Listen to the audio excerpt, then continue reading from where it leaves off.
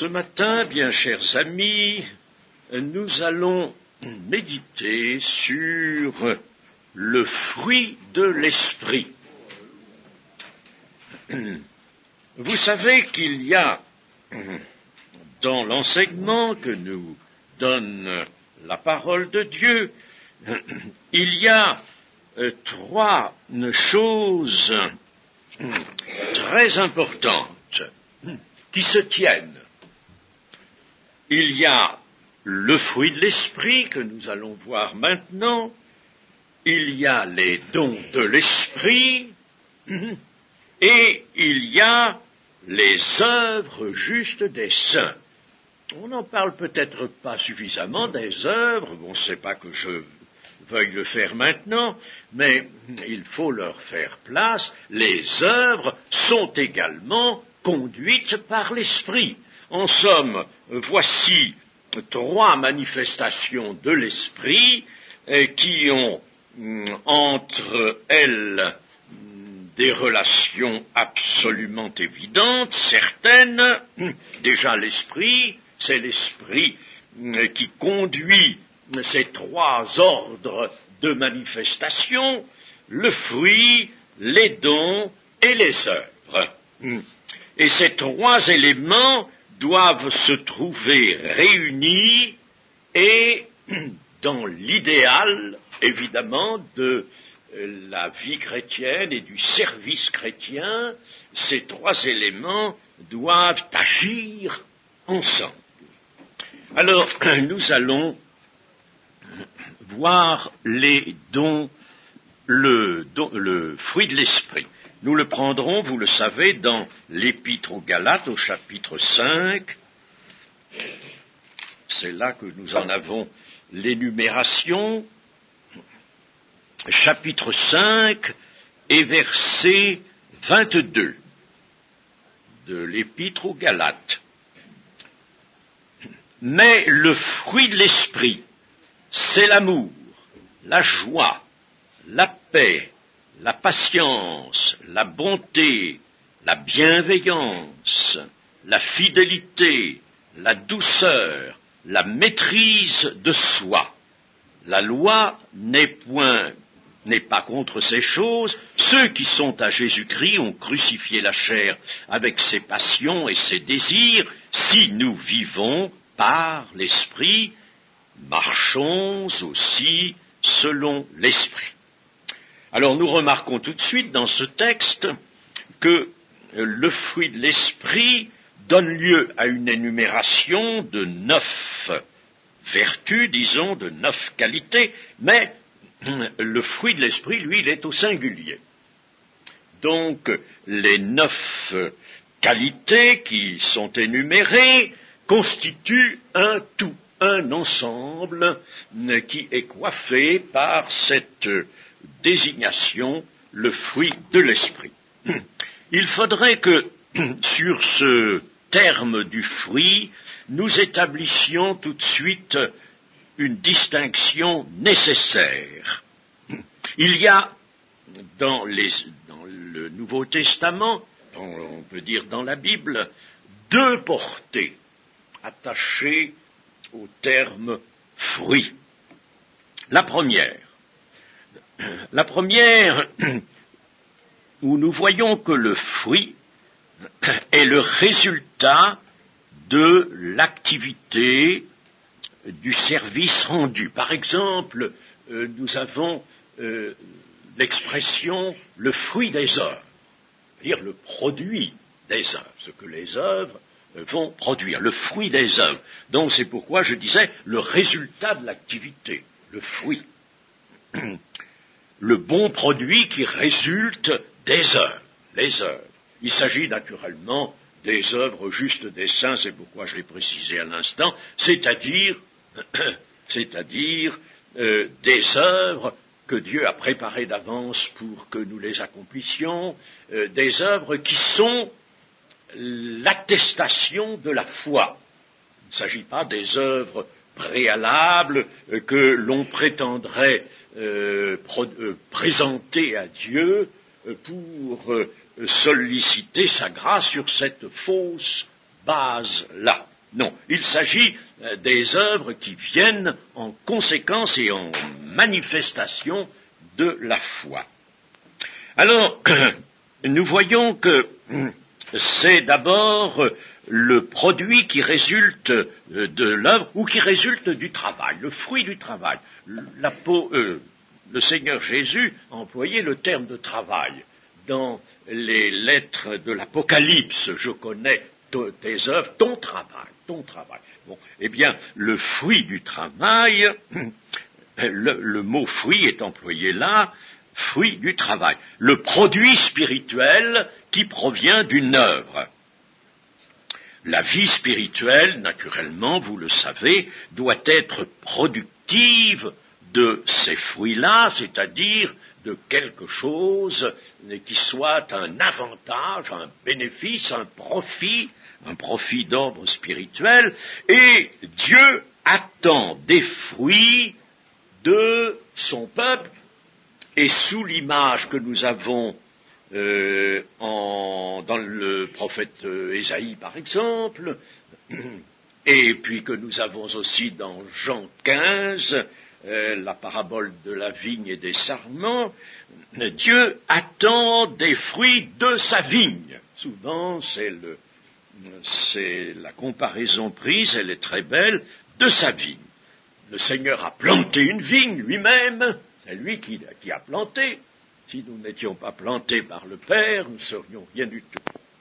Eh bien, il a planté une vigne et il entend y trouver du fruit. Nous avons des exemples de cette acception accordée au terme fruit. Par exemple, nous avons dans Marc chapitre 11, et verset 12, le lendemain, après qu'ils furent sortis de Béthanie, Jésus eut faim. Après qu'ils furent sortis, Jésus et les disciples. Jésus eut faim. Voyez-vous, Dieu a faim. Jésus a faim. Il a faim de fruits. Apercevant de loin un figuier qui avait des feuilles, il alla voir s'il s'y trouverait quelque chose. Et s'en étant approché, il ne trouva que des feuilles, car ce n'était pas la saison des figues. Prenant alors la parole, il lui dit que jamais personne ne mange de ton fruit. Et ses disciples l'entendirent. Bien. Et un peu plus loin, au verset 20, le matin en passant, les disciples virent le figuier séché jusqu'aux racines. Pierre, se rappelant ce qui s'était passé, dit à Jésus, « Rabbi, regarde, le figuier que tu as maudit a séché. » Jésus prit la parole et leur dit, « Ayez foi en Dieu. Je vous le dis en vérité, si quelqu'un dit à cette montagne, ôte-toi de là et jette-toi dans la mer, et s'il ne doute point en son cœur, mais croit que ce qu'il dit arrive, il le verra s'accomplir. C'est pourquoi je vous dis, tout ce que vous demanderez en priant, croyez que vous l'avez reçu et vous le verrez s'accomplir. » La leçon est plutôt une leçon de foi, mais il n'empêche que le Seigneur a maudit ce figuier, ce n'était pas la saison des figues. Le Seigneur Jésus, soyez tranquille à ce sujet, ne s'est pas trompé. Il ne s'est pas mépris. Non, il savait très bien quelle était la saison des figues, et il n'était pas distrait.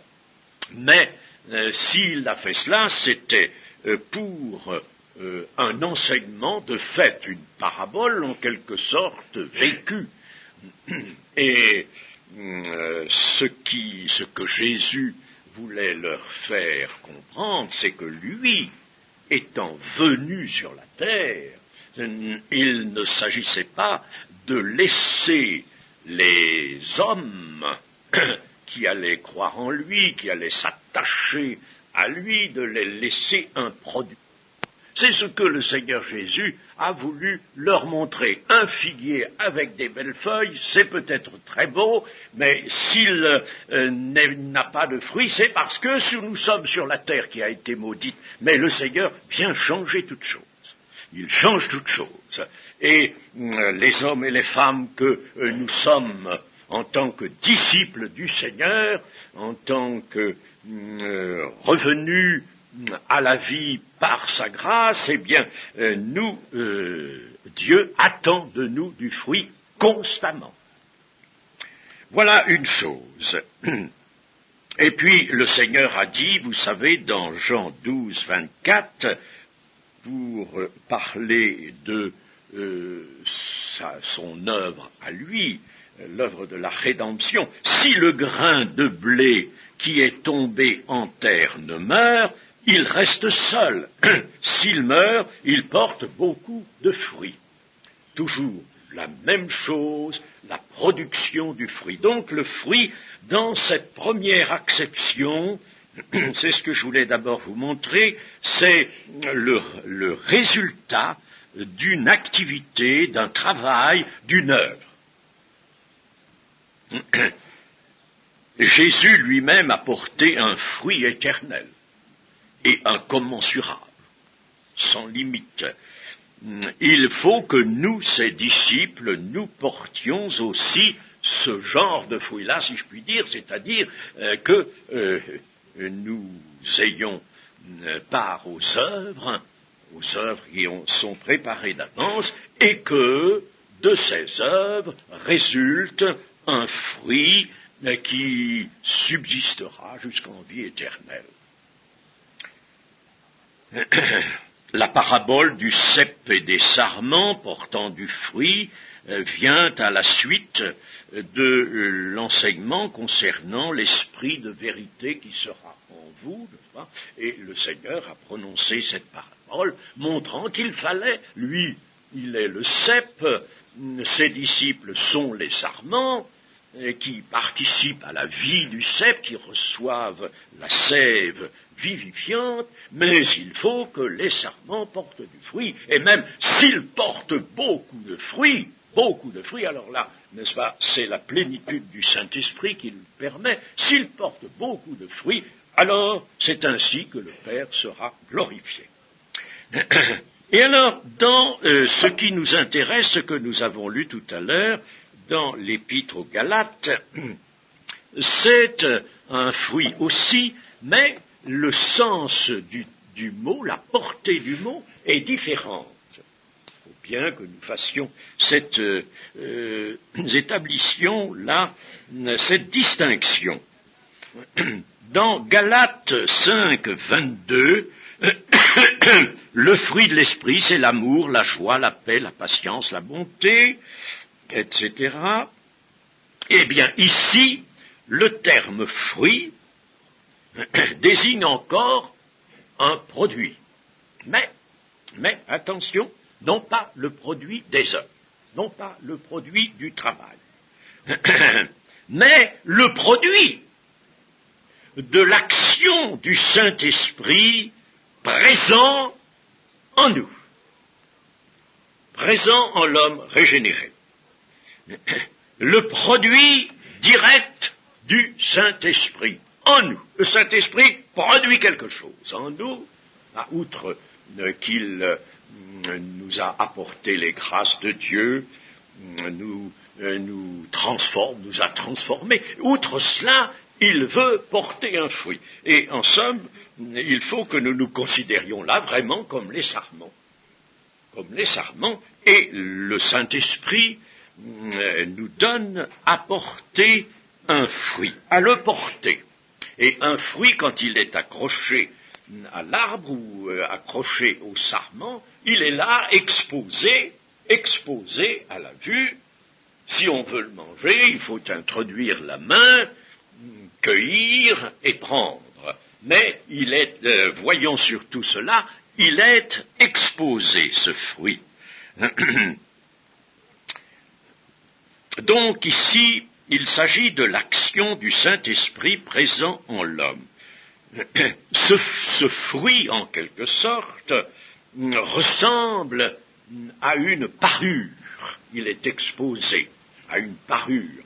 Je pense un peu à la première épître de Pierre au chapitre 3, où l'apôtre dit aux femmes qu'il faut qu'elles soient parées, n'est-ce pas,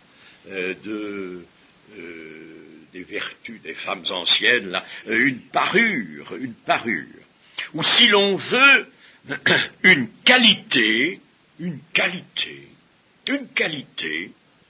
La qualité, c'est important dans la révélation de Dieu. Une qualité aux aspects divers. Il y a 9 aspects, aux aspects divers. Et ce fruit produit par l'esprit et qui est exposé, voyons surtout ça, n'est-ce pas? Il est exposé.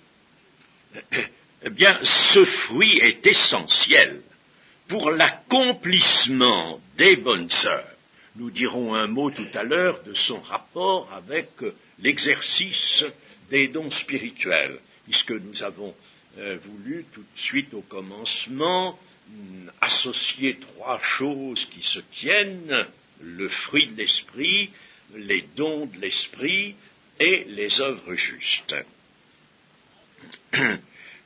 En possédant le fruit de l'esprit, le chrétien zélé, le chrétien qui va accomplir les œuvres, va alors lui produire des fruits dans le premier sens, c'est-à-dire des profits.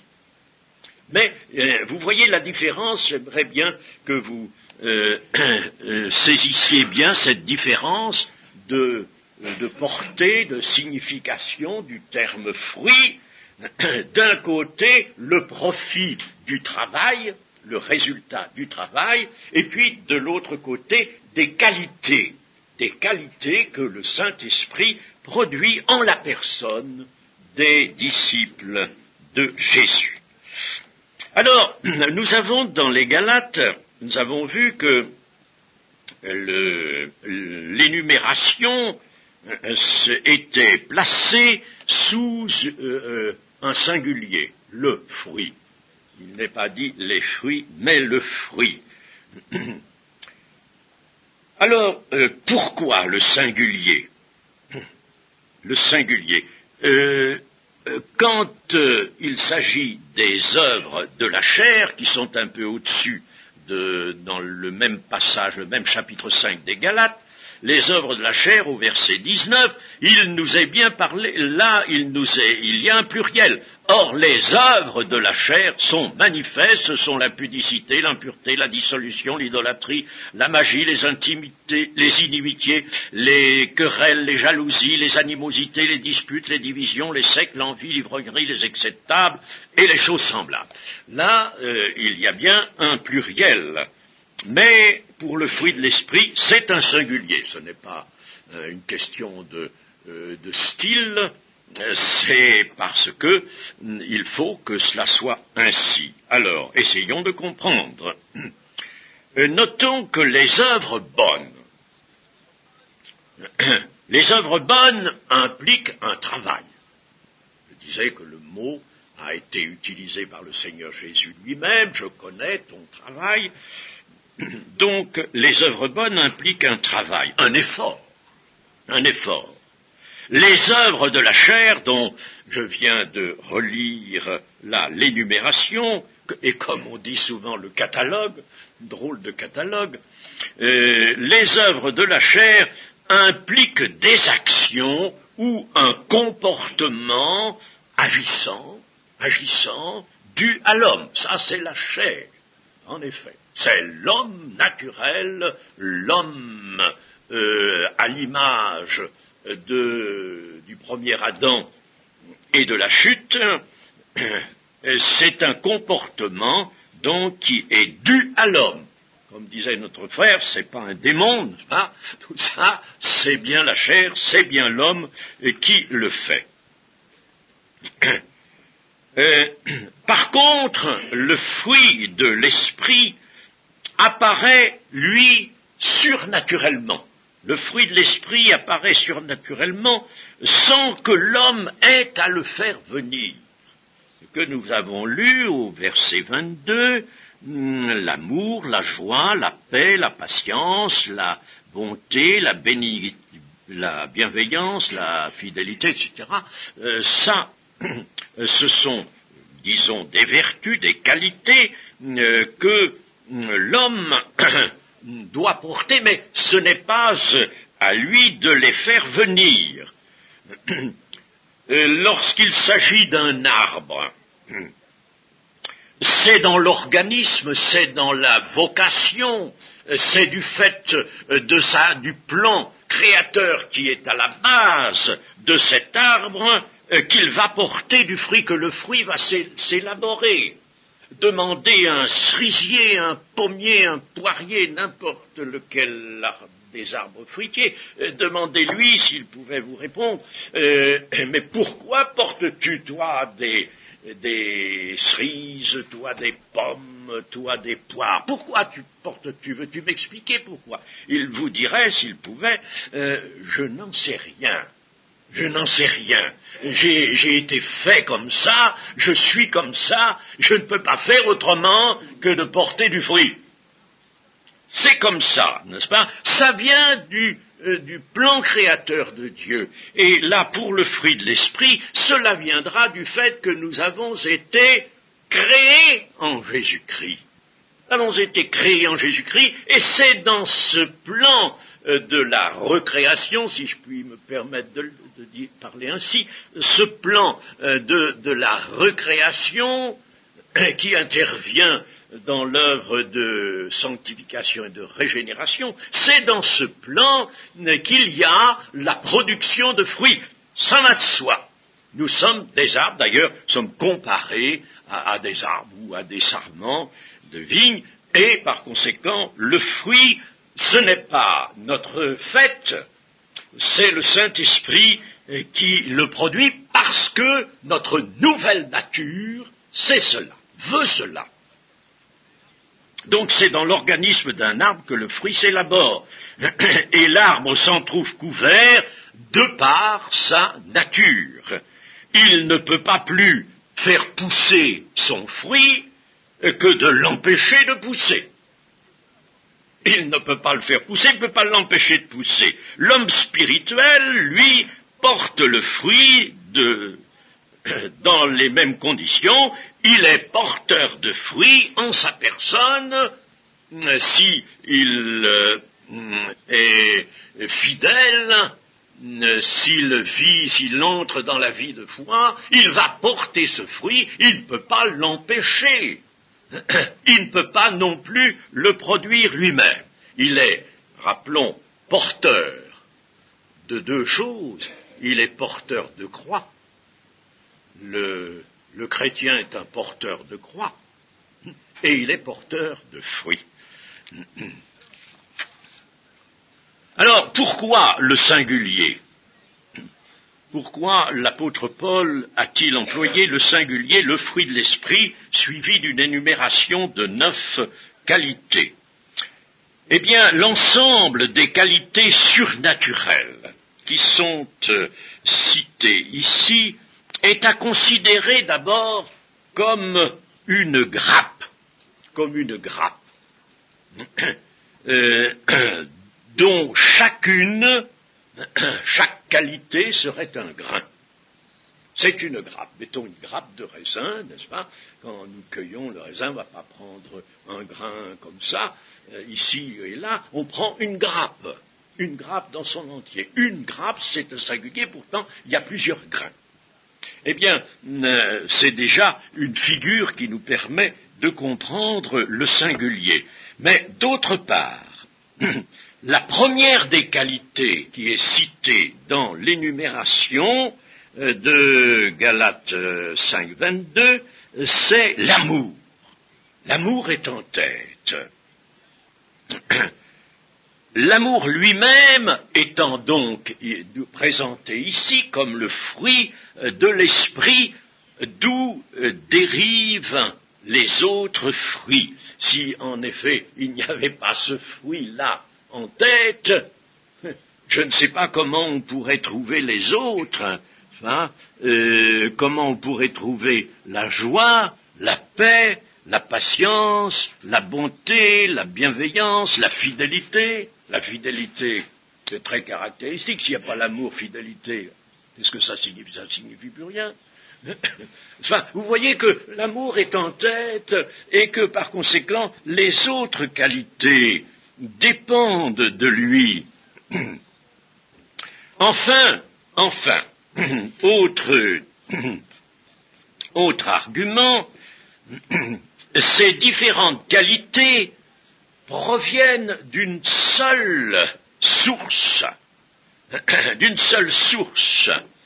seule et même action de l'esprit en l'homme régénéré. Voilà donc, vous voyez, les raisons que nous pouvons retenir pour expliquer le singulier. Et puis, nous allons alors, pouvons ajouter une raison qui s'attache ou qui provient d'une tradition israélite. Je ne sais pas si vous la connaissez, cette tradition israélite. Eh bien, voici très brièvement ce en quoi elle consiste. Les Juifs avaient, et il paraît qu'ils ont toujours, je n'ai plus beaucoup maintenant de contact avec des Juifs. Quand j'étais à Alger, nous en avions, mais ici, je n'en ai pas. Mais les Juifs avaient, et ont peut-être encore toujours, une boîte particulière qu'ils appellent Bessomim, d'un pluriel, Bessomim, une boîte qui est affectée d'un nom au pluriel.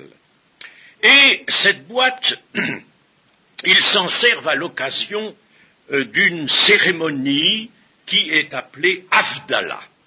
Et Havdalah signifie distinction, différenciation, distinction. Alors, que faisait-on de cette boîte? Eh bien, on s'en servait lors de cette cérémonie, et la cérémonie Havdalah avait lieu à l'issue du sabbat. Et elle avait pour intention de mettre en évidence la différenciation. Je vous ai dit que Havdalah signifiait distinction, différenciation.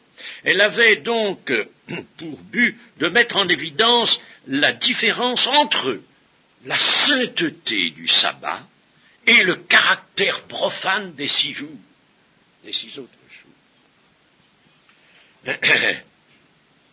Elle rappelait aussi la différence, naturellement, entre la lumière et les ténèbres, et entre Israël, le peuple élu. Israël devait se considérer comme le peuple élu. Ce n'était pas, évidemment, quelquefois, ça a été cela dans un climat d'orgueil, mais de toute manière, comme nous, chrétiens, nous n'avons pas à ignorer, ni à mépriser, ni à ne pas tenir compte, ni à ne pas se réjouir de ce que Dieu fait de nous. Il fait de nous les enfants de Dieu. Nous sommes heureux et nous retenons la chose. Nous le disons sans orgueil, sans prétention, bien sûr, mais nous disons parce que c'est une vérité. Eh bien, là, le peuple d'Israël, donc, se considérait comme le peuple élu, et il devait avoir conscience de sa différence. Elle est enseignée d'ailleurs dans l'Ancien Testament, différence avec les autres nations. Alors donc, Havdalah, c'était la cérémonie qui venait à la fin du sabbat pour marquer la différence. Différence entre le jour du sabbat et les autres jours, la lumière et les ténèbres, le peuple d'Israël, le peuple élu, et les peuples païens. Et la boîte Bessomim, qu'est-ce qu'il y avait dedans? On l'ouvrait, cette boîte. On ouvrait la boîte, et elle contenait 9 précisément, tout comme le nombre des qualités du fruit de l'esprit. Elle contenait 9 épices. 9 épices odoriférantes, dont il convenait que chaque personne présente aspire le parfum. On aspirait au-dessus de la boîte le parfum des 9 épices ensemble. Ces 9 épices étaient le coriandre, la menthe, le cumin, la cannelle, le clou de girofle, la vanille, le fenouil, la cardamome et l'aneth. 9 parfums, les 9 parfums. C'est assez curieux. Et le fruit de l'esprit est comme la boîte Bessomim, et là est le parfum de la vie, la bonne odeur de Christ, le parfum de la vie, le parfum de la vie qui s'attache aux croyants, et pas eux qui le font, et pas eux qui vont le chercher. C'est du fait qu'ils sont enfants de Dieu et qu'ils vivent selon la foi et dans l'amour, c'est de ce fait qu'ils portent le fruit de l'esprit, l'odeur, la bonne odeur de Christ.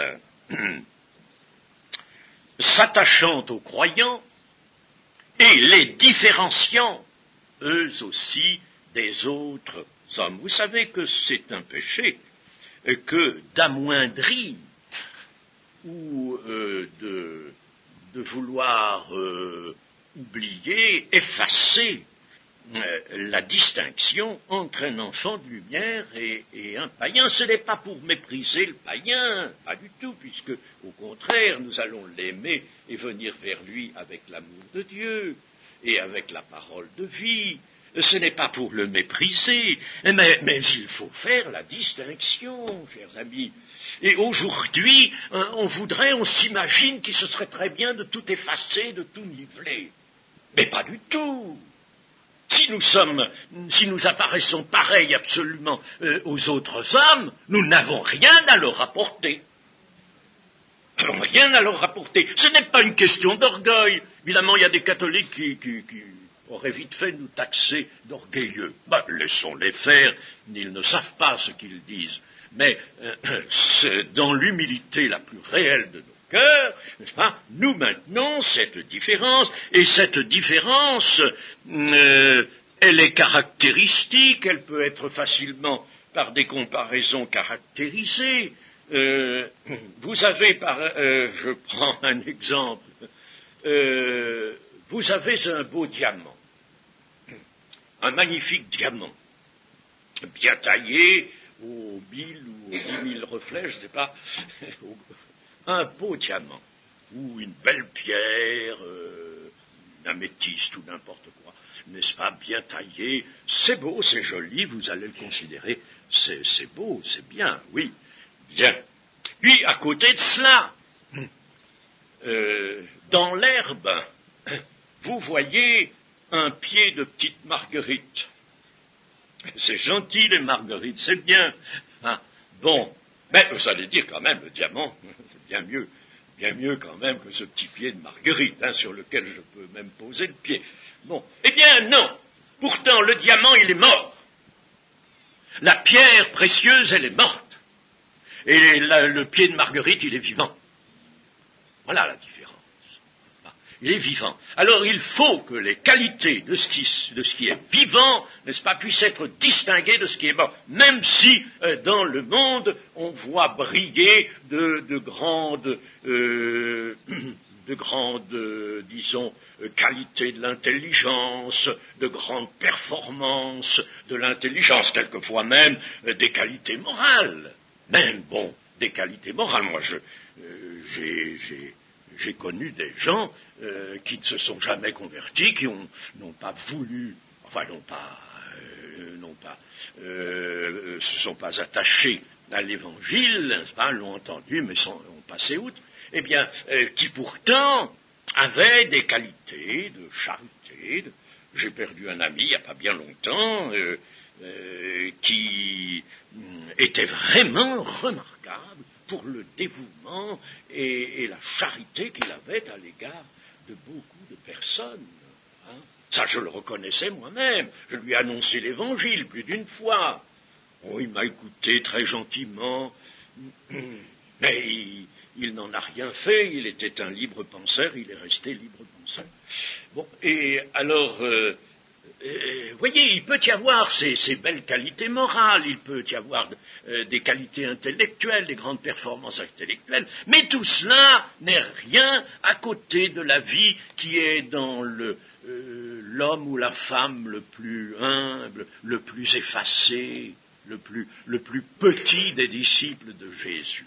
Il y a donc une différence, et cette différence, elle va se manifester par le fruit de l'Esprit. Ce fruit de l'Esprit, nous avons dit, c'est la bonne odeur de Christ, c'est le merveilleux caractère de Jésus.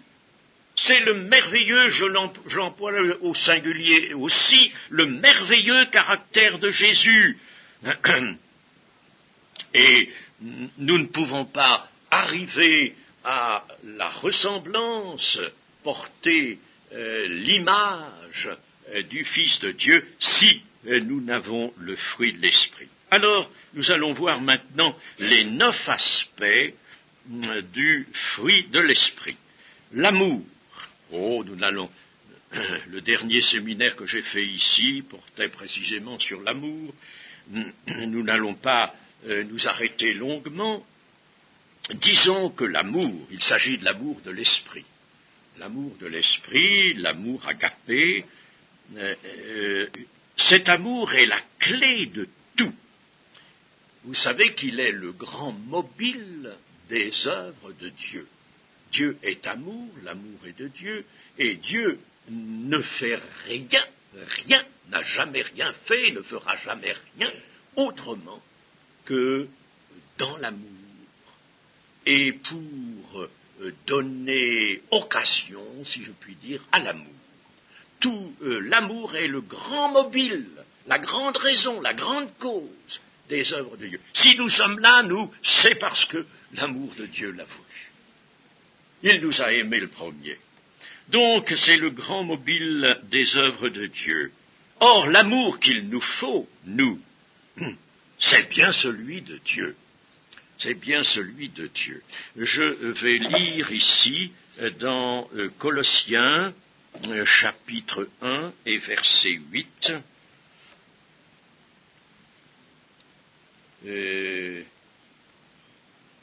Verset 7. Dieu, conformément à la vérité, d'après les instructions que vous avez reçues d'Épaphras, notre bien-aimé compagnon de service, qui est pour vous un fidèle ministre de Christ, et qui nous a appris de quel amour l'Esprit vous anime.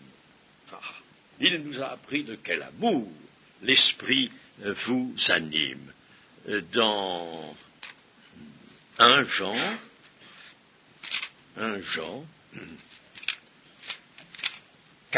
chapitre 4 et verset 12, nous avons ceci. Personne n'a jamais vu Dieu.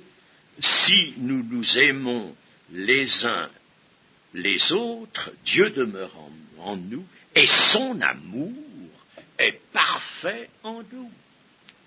Son amour est parfait en nous. Si nous nous aimons les uns les autres, Dieu demeure en nous. Si nous nous déchirons les uns les autres, il faut mieux annuler, il vaut mieux rayer ça. Si nous aimons les uns les autres, Dieu demeure en nous et son amour est parfait en nous. C'est merveilleux ça. Et puis après, dans l'énumération des 9 qualités, 9 aspects, vient la joie. La joie, nous avons dit qu'il s'agissait de la joie parfaite de Christ. Je n'y reviens pas, mais disons tout de suite que c'est une joie indépendante des circonstances. La joie à niveau de l'existence terrestre, c'est une joie qui est dépendante des circonstances. Il y a quelqu'un qui est amusant, qui a des propos distrayants, et puis où il y a une ambiance, une bonne ambiance, et on se sent heureux dans un moment, et alors là, on rit, on est joyeux. Mais ça, c'est en rapport avec la circonstance du moment. Et pas cette joie-là. La joie parfaite de Christ est indépendante des circonstances. Et par conséquent, il peut y avoir même des circonstances attristantes. La joie de Christ n'en est pas moins là. Elle n'en est pas moins là. Alors, je ne vais pas reprendre les passages qui parlent, à l'exception toutefois de Romains. Je vais prendre Romains 14, 17. Car le royaume de Dieu, ce n'est pas le manger et le boire, mais la justice, la paix et la joie par le Saint-Esprit. Et la joie par le Saint-Esprit. Le royaume de Dieu. Il est peut-être bon d'apporter une petite précision ici. Le royaume de Dieu, il aurait mieux valu que notre traducteur mette le règne de Dieu. C'est le terme grec, c'est basileia. Basileia veut se dire aussi bien règne que royaume. Mais ici, il s'agit du règne de Dieu qui est en nous. Il est en nous. Et nous sommes dans la vie de l'esprit, le royaume de Dieu est en nous. Il est en nous. Hein? Nous vivons une toute autre vie qu'auparavant, et nous sommes dans... le règne de Dieu est entré en nous, il est venu, il est entré en nous. Alors ce règne de Dieu en nous, ce n'est pas le manger et le boire, hein, ça ne vient pas de ça, ça n'est pas en rapport avec ça, mais c'est la justice. Le règne de Dieu, c'est le fait que, merci, nous avons été justifiés, nous sommes justifiés, et que nous pouvons marcher dans la justice, et que nous avons la paix. La paix, c'est l'apanage du salut reçu. La paix, vraiment, c'est le repos, la paix. Et puis, la joie par le Saint-Esprit. Le Saint-Esprit nous donne donc la paix qui renferme la joie parfaite et la paix qui vient après dans l'énumération et qui renferme le salut. D'ailleurs, il y a un autre passage des Romains, c'est au chapitre 8 et au verset 6, l'affection de la chair, c'est la mort, tandis que l'affection de l'esprit, c'est la vie et la paix. L'affection, c'est-à-dire l'attachement. L'attachement à l'esprit, c'est la vie et la paix.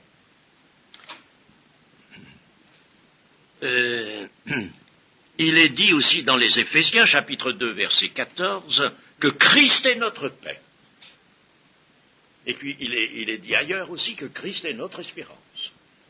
Christ est notre paix, Christ est notre espérance. Il est notre paix. Par cette paix, le cœur est tranquille. Il est en repos. Ce repos dont parle Éphésiens chapitre 4. Nous sommes entrés dans le repos de Dieu. Il est en repos. C'est un bien-être immense, un bien-être spirituel dans la communion avec Dieu et dans la pleine confiance. Nous arrivons ensuite à la patience. La patience vient dans notre énumération.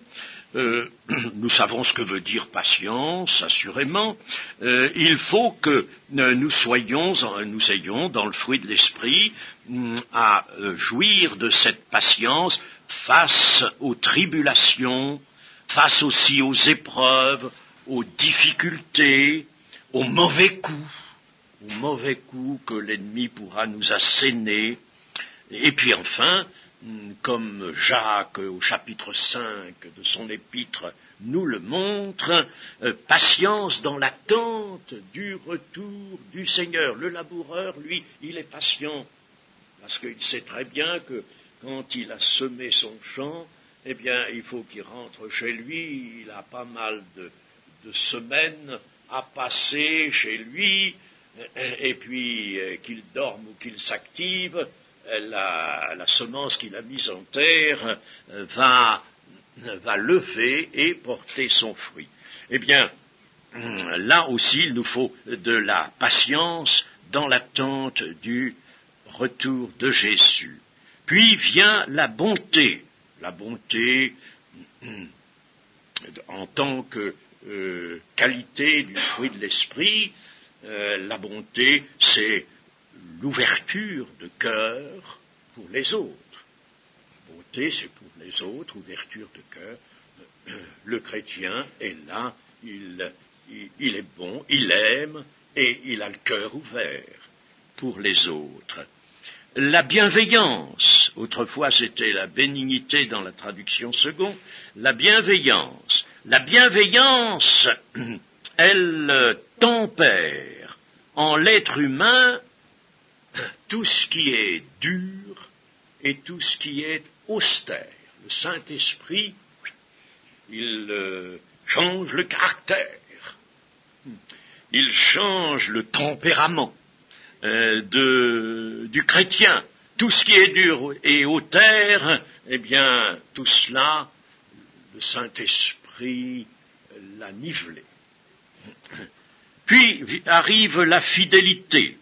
La fidélité, c'est dans l'hébreu et le grec, c'est autant dans l'hébreu que c'est dans le grec, c'est le même mot, pistis en grec. Et la fidélité, donc, est incluse dans la foi. Alors, la foi, rappelons que la foi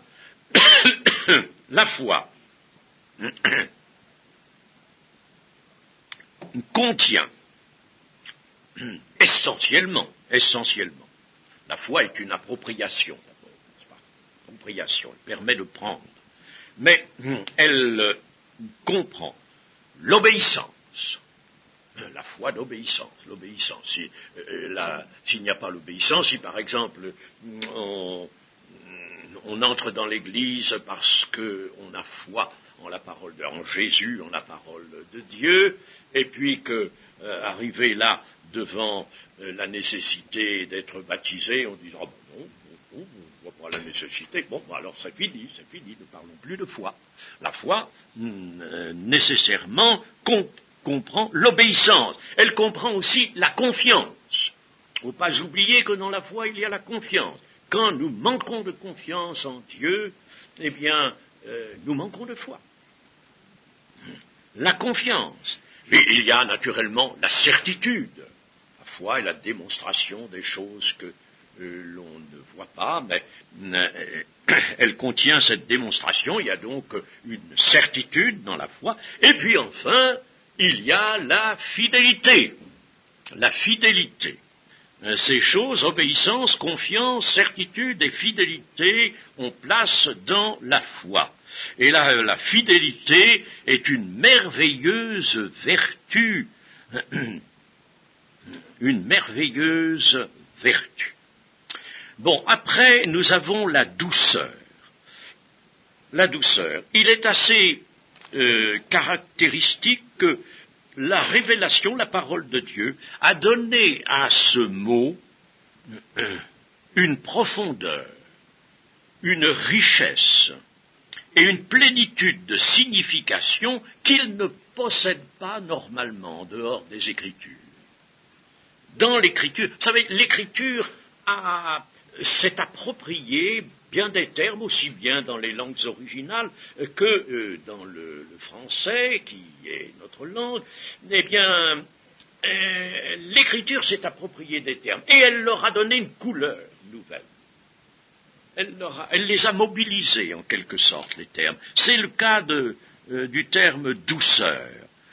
Et c'est assez difficile à définir. Disons que la douceur est une disposition d'esprit, ici, disposition d'esprit qui doit écarter toute aigreur, toute dispute, et qui doit par contre apporter la modération, la modestie c'est peut-être peu en dire, mais enfin, je me contente de ça pour le moment. Et puis enfin, nous arrivons à la maîtrise de soi. Auparavant, c'était le terme tempérance, et on l'a remplacé par l'expression la maîtrise de soi, et qui nous dit qu'il s'agit là d'une domination de soi-même, un empire que l'on a par l'esprit. Attention, l'esprit, notre esprit qui est réveillé, qui est en relation avec l'esprit de Dieu, notre esprit doit imposer à l'âme. L'esprit, remarquez, n'impose rien au corps, mais il impose au corps par le truchement de l'âme. C'est l'âme qui est, comme dit Frédéric Godet, le propriétaire du corps. L'âme et le corps sont inséparables, n'est-ce pas, dans la vie actuelle. Personne ne peut vivre, d'ailleurs la Bible nous montre, personne ne peut vivre sans l'âme. L'âme contient notamment l'animation de la vie, et elle contient d'autres choses aussi. Elle est le siège de la volonté, le siège de l'affectivité, des émotions.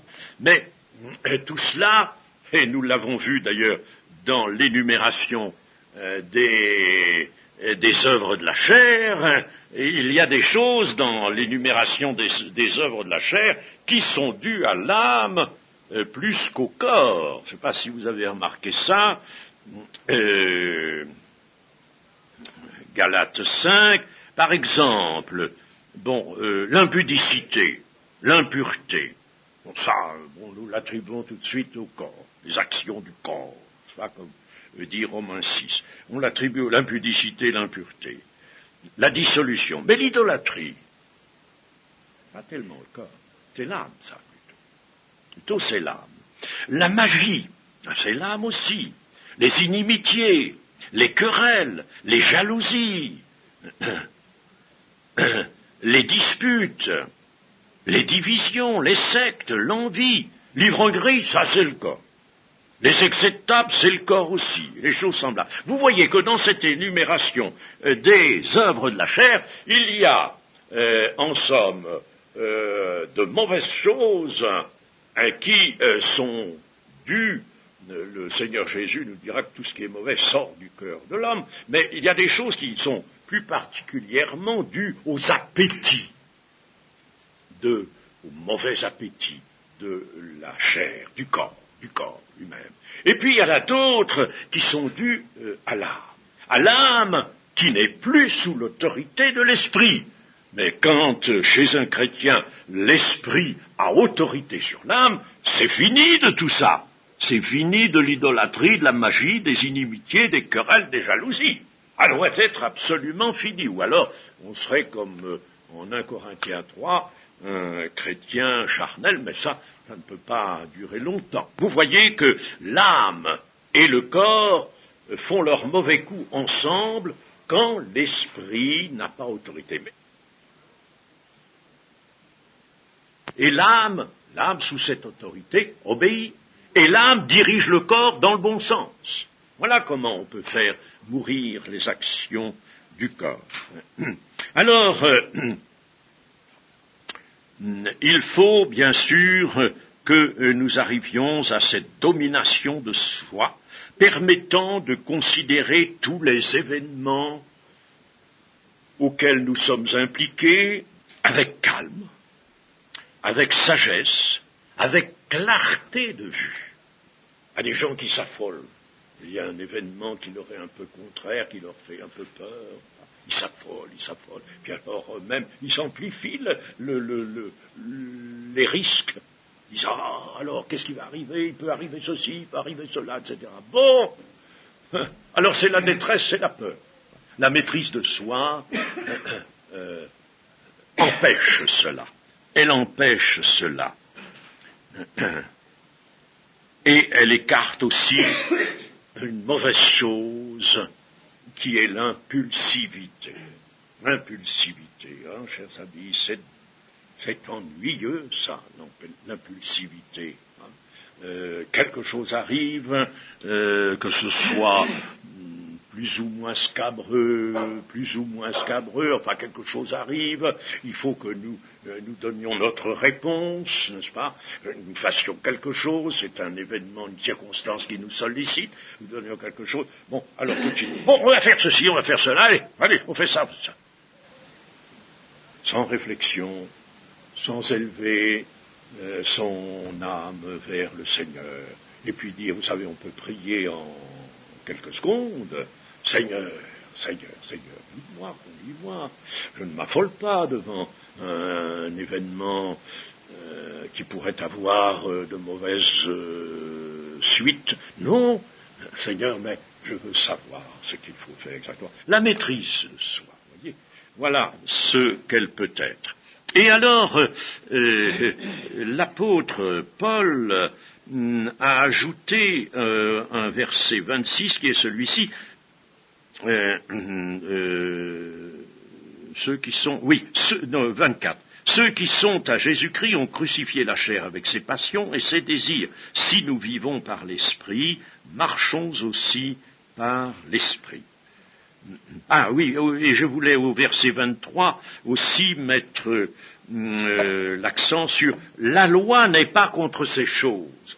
Pourquoi cela est-il écrit? Parce que l'épître est adressée aux Galates qui étaient, eux encore, repris par la loi et avaient tendance à se replacer sous l'empire de la loi de Moïse. Alors, si l'on est sous la loi, on n'est plus sous la grâce. On ne peut pas être sous deux régimes absolument différents. La loi de Dieu était excellente, mais elle a été donnée pour un temps, jusqu'à ce que Christ vienne. Elle a joué son rôle, mais elle, comme dit l'Épître aux Hébreux, elle n'a rien amené à la perfection. Ce n'était pas sa vocation à la loi, ce n'était pas dans ses possibilités.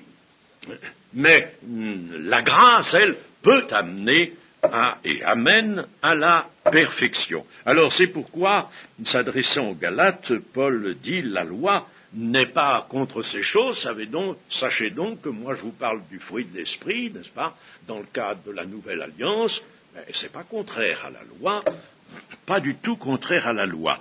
La loi, elle défend le mal, elle s'oppose à ce qui est contraire à la volonté de Dieu, elle défend le mal, mais elle ne donne pas la force et les qualités utiles pour faire le bien. N'est-ce pas? Elle ne donne pas les qualités utiles pour faire le bien. La grâce de Dieu les donne. L'Esprit de Dieu, qui est répandu sur toute chair, l'Esprit de Dieu donne. Et puis, ceux qui sont à Jésus-Christ ont crucifié la chair avec ses passions et ses désirs. Alors, si nous vivons par l'Esprit, c'est-à-dire si nous sommes bien dans ce principe élevé, le principe de la vie par l'Esprit, bon, alors marchons aussi par l'Esprit, c'est-à-dire tout ce que nous allons faire dans le cheminement quotidien de nos actions, eh bien, nous allons le faire aussi par l'Esprit. La Bible en français courant traduit de cette manière, ceux qui appartiennent à Jésus-Christ ont fait mourir leur propre nature avec ses passions et ses désirs. On crucifié la chair, bon, alors là, il explique en somme, on fait mourir leur propre nature avec ses passions et ses désirs. L'Esprit nous a donné la vie, il faut donc aussi qu'il dirige notre conduite. C'est bien. Il nous a donné la vie, l'Esprit. Nous vivons par l'Esprit. Il nous a donné la vie, c'est bien. Mais il faut que ce soit aussi l'Esprit qui dirige notre conduite. Oui, j'ai noté que dans une parabole de l'évangile de Luc, ça se situe au chapitre 13 et verset 6. Elle n'est pas bien longue. Il dit aussi cette parabole. Un homme avait un figuier planté dans sa vigne. Il vint pour y chercher du fruit, il n'en trouva point. Alors, il dit au vigneron, voilà 3 ans que je viens chercher du fruit à ce figuier, et je n'en trouve point. Toujours la même chose, Dieu veut du fruit. Je n'en trouve point. Coupe-le. Pourquoi occupe-t-il la terre inutilement? Le vigneron lui répondit, Seigneur, laisse-le encore cette année. Je creuserai tout autour et j'y mettrai du fumier. Peut-être qu'à l'avenir, il donnera du fruit. Sinon, eh bien, tu le couperas. Cette petite parabole est extrêmement intéressante. Voilà 3 ans que je viens chercher du fruit à ce figuier, ne l'en trouve pas. Pourvu que nous ne soyons pas comparables à ce figuier-là. 3 ans que je viens chercher du fruit et je n'en trouve pas. Dieu cherche. Dieu revient. Là, dans la parabole, c'est 3 ans, il revient. Il revient, il patiente. Mais notre stérilité, la stérilité de ce figuier, vraiment, l'attriste. On pourrait presque dire le déconcerte. La stérilité l'attriste. Il y a des feuilles, il y a de l'apparence. Et du fruit, voilà, pas de fruit. Feuilles, apparence, mais pas de fruit. Alors, pour ce figuier, ou pour l'homme qu'il représente, on peut dire ceci. Le but de la rédemption est manqué. Le but de la rédemption est manqué. Il faut qu'il porte du fruit. Nous sommes pourtant tous prédestinés à glorifier la louange du Seigneur. Nous l'avons lu hier dans les Éphésiens, n'est-ce pas? Notre frère en a parlé hier soir. Glorifier la louange de Dieu. Ça, c'est le but de Dieu. Faites tout pour la gloire de Dieu. On pourrait se dire, mais alors, il y a des choses tout de même à faire. Des choses. Si vous faites tout pour la gloire de Dieu, tout sera bien. Tout sera bien. Tout se mettra en place. Mais nous devons épouser le but de Dieu. Dieu a tout fait pour un but. Faites tout pour la gloire de Dieu. Célébrer la gloire du Seigneur. Et s'il n'y a pas de fruit,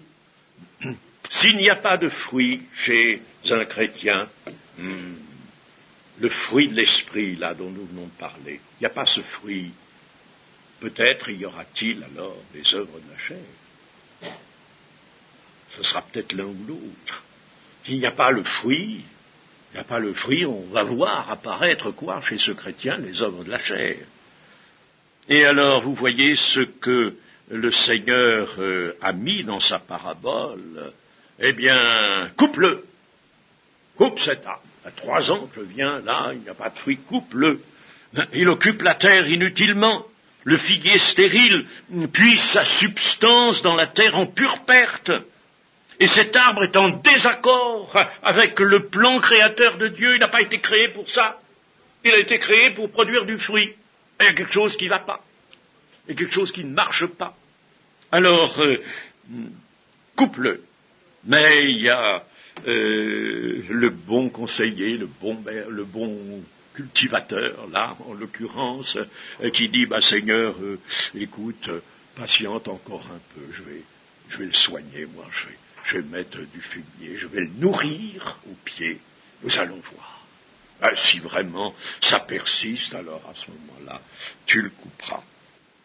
N'oublions pas, enfin, nous disons ça pour terminer, que Jésus a dit des faux prophètes, vous les reconnaîtrez à leurs fruits. Les faux prophètes, mais les enfants de Dieu aussi sont reconnaissables à leurs fruits, aux fruits qu'ils portent. Aux fruits qu'ils portent. Vous êtes la lumière. la lumière. Vous êtes lumière dans le Seigneur, dit Éphésiens chapitre 5 et verset 8. Vous êtes lumière dans le Seigneur, c'est-à-dire dans l'Esprit. L'Esprit fait de vous que vous êtes lumière. Et cette lumière, elle a pour reflet les 9 qualités que nous avons trouvées dans le fruit de l'Esprit. Vous savez, ça se voit, le monde voit cela. Le monde, même si les gens du monde ne sont pas toujours très obligeants, très gentils, et si en eux un esprit de combat se manifeste, parce qu'ils sont encore sous l'emprise du prince de ce monde, mais malgré tout, ils ne manqueront pas de voir, de reconnaître. Et cela aura une grande efficience comme Paul le montre dans 1 Corinthiens 13 concernant l'amour. D'ailleurs, le fruit de l'esprit, nous l'avons dit, n'est-ce pas, il est lié, les autres qualités sont liées à l'amour. Et cet amour avec les autres qualités qui l'entourent, c'est cela, ce fruit de l'esprit qui sera vu des autres et qui sera apprécié du monde. Les gens du monde sont comme, si vous voulez, des promeneurs dans la vigne du Seigneur, c'est-à-dire au milieu du peuple de Dieu. Et puis alors, ils vont dans les rangs, là. Oh, tu as vu ce beau raisin, cette belle grappe. Je ne sais pas si ce sont des grappes d'Eshkol, mais enfin, ce serait bon que nous ayons les grappes d'Eshkol, ces grappes qu'il fallait porter au moyen d'une perche. Eh bien, regarde ce beau raisin. Oh, et si on y goûtait un peu? Alors, ils peuvent avancer la main, goûter un peu. Oh, qu'il est succulent. Dans Ésaïe chapitre 5, Dieu avait mis le plan de Juda, et ce plan avait une saveur exquise, un plan excellent. Et chers amis, nous qui sommes des sarments portant le fruit de l'esprit, ce sont là des choses excellentes. Et si le monde prend et goûte, oh que c'est bon.